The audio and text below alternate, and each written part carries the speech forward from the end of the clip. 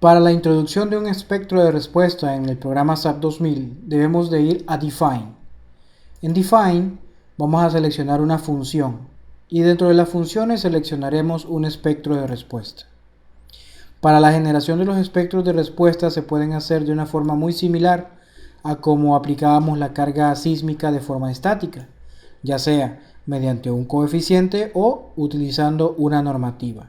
Por ejemplo, si yo utilizo la normativa, por ejemplo, del IBC del 2012, podemos ver, agregar una nueva función y él va a introducir o va a pedir ciertos parámetros, los cuales deben de ser llenados acorde a lo que establezca dicha normativa.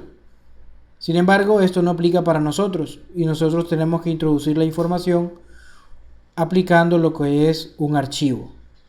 En el video anterior les había mostrado un espectro de respuesta y dicho espectro de respuesta lo vamos a introducir mediante un archivo de TXT.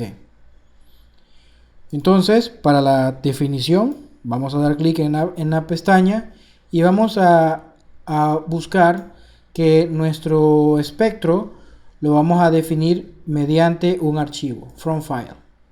Vamos a darle agregar nueva función. Y en agregar nueva función vamos a colocarle aquí lo que es el espectro. Luego vamos a indicarle que queremos que la gráfica del espectro son periodos versus valores. ¿Ok? Seleccionamos aquí y vamos a ir a buscar nuestro espectro. Este espectro de respuesta se les ha proporcionado a todos ustedes mediante el aula virtual y en este caso yo me voy a ir al escritorio y en el escritorio voy a buscar un archivo TXT que está nombrado como espectro, zona 1, categoría 3, zona 3, R7. Vamos a darle a abrir. Y en este caso, fíjense que en la parte de la meseta me dice que el coeficiente es de 0.1714. ¿Qué quiere decir esto? Bueno, quiere decir de que si nosotros elaboramos un análisis estático, el análisis estático básicamente se hace con la meseta del espectro. Entonces, ya tenemos definido el espectro y ahora me falta definir el sismo estático.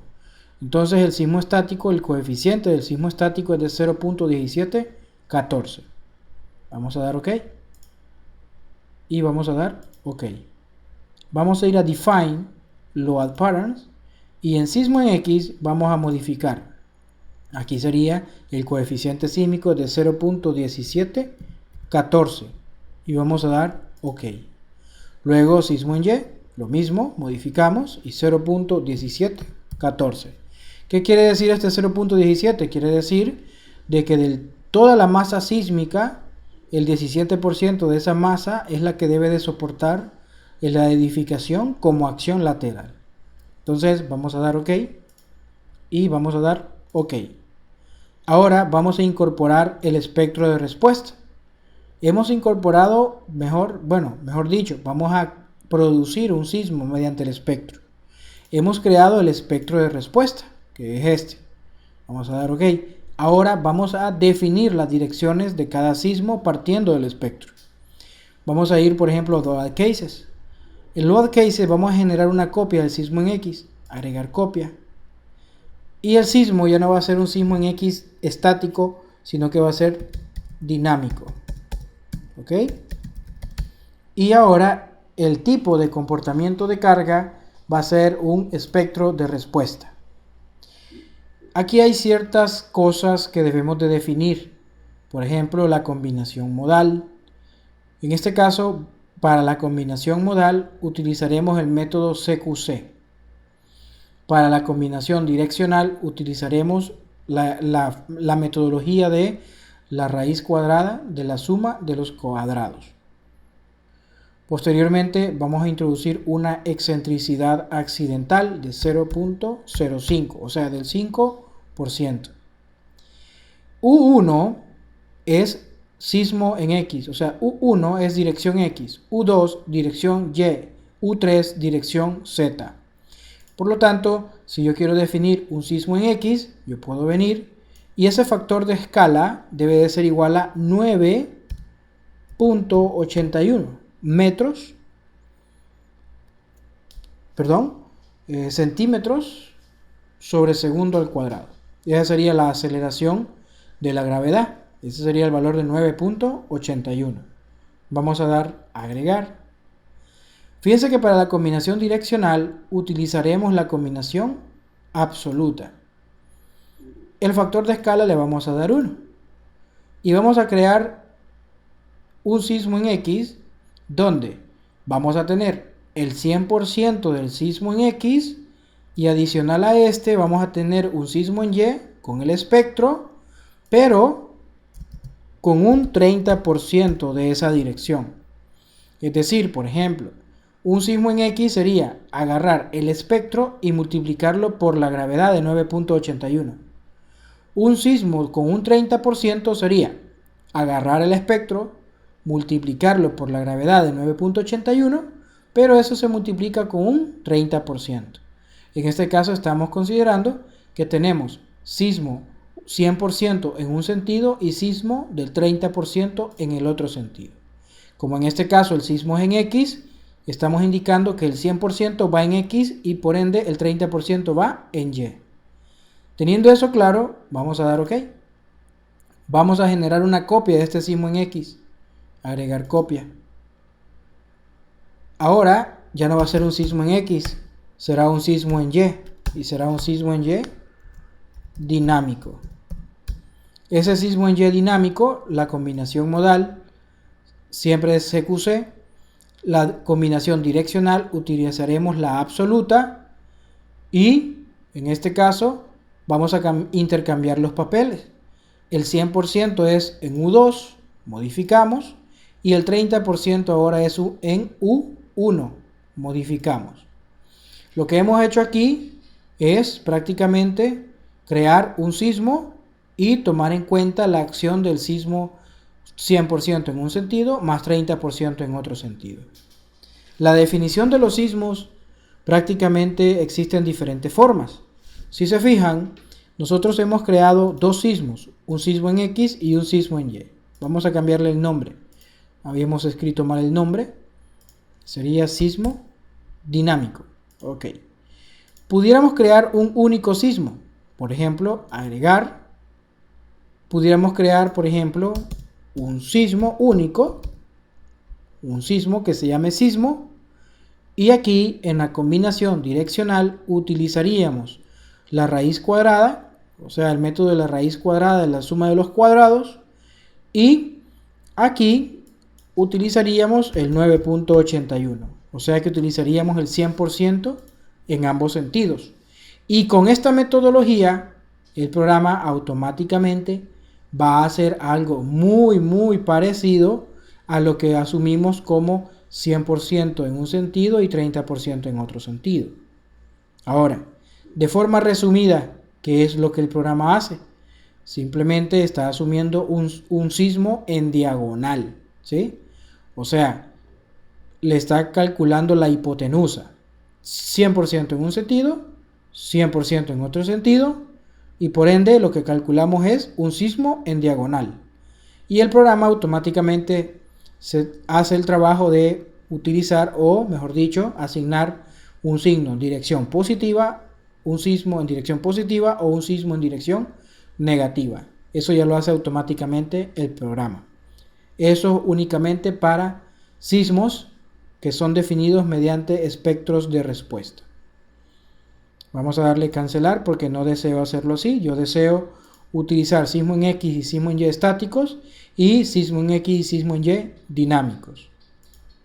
El último paso para lo que es la definición de la fuerza sísmica es asignar el porcentaje de la masa que entra en juego ante la acción de un sismo.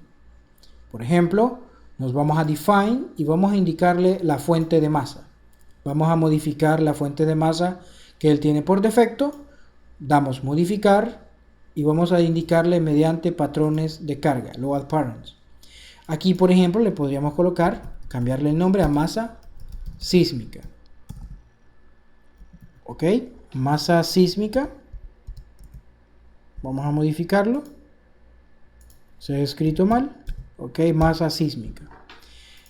Dentro de la masa sísmica vamos a indicarle, por ejemplo, de que ese edificio, el 100% del peso propio del edificio entra en juego durante la acción de un sismo. Vamos a darle a agregar. Todas las cargas, por ejemplo, de sobrecarga permanente, vamos a considerarlas en el 100%. Es decir, estas cargas ahí van a estar estáticas durante un evento sísmico. O mejor dicho, de otra forma, esas cargas siempre estarán presentes. Ahora bien, ¿qué sucede cuando tenemos una carga viva? La carga viva quiere decir de que, por ejemplo, sabemos de que el edificio tiene un determinado uso y dependiendo de ese uso, así será la masa participativa. ¿Esto qué quiere decir? Por ejemplo, yo puedo decirle que esto es de 0,70. Si lo doy a agregar, ¿qué estoy considerando? Quiero decir, por ejemplo, de que ante la acción de un sismo es muy poco probable de que todo el edificio esté completamente cargado. Y es por ello de que estamos considerando que solamente el 70% de la masa, mejor dicho, de la carga viva es la que va a entrar en juego durante la acción de un terremoto. Puede darse el caso de que tengamos un determinado uso, por ejemplo una bodega con producto muy pesado. Puede darse el caso de que ese sea, en vez de 0,70, sea 0,90. ¿Qué quiere decir esto? Quiere decir de que toda la carga que hemos considerado, solamente el 90% de esa carga va a estar presente durante un sismo. ¿Qué quiere decir esto? Quiere decir de que quizás la bodega no está completamente llena, o el almacén, como ustedes le quieran llamar. Algo así es el concepto de la masa sísmica. Ahora bien, teniendo esto definido, vamos a dar OK. Vamos a dar OK. Y lo que nos hace falta ahora es definir los modos de vibración. Los modos de vibración pues se definen en función del número de pisos.